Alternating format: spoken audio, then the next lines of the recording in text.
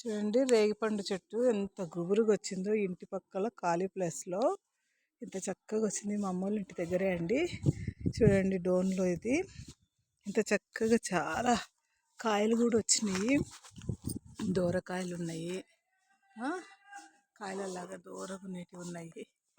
చూడండి పండినవి ఉన్నాయి, ఇలా పండిపోయినవి ఉన్నాయి. ఈ పండిపోయిన కాయ అయితే మనం ఈరోజు కోసుకుందాము. చక్కగా నేను వీడియో తీయడానికనే వచ్చాను. చూస్తే చక్కగా పండిన కాయ బో పడిపోయింది. చూడండి కింద కూడా చాలా పడిపోయినాయి కాయలు, పండిన కాయలు. దీనికైతే దూరగా ఉన్నాయి, చాలా కాయలు ఉన్నాయి. ఇలాంటివి అయితే బాగా రుచిగా ఉంటాయి.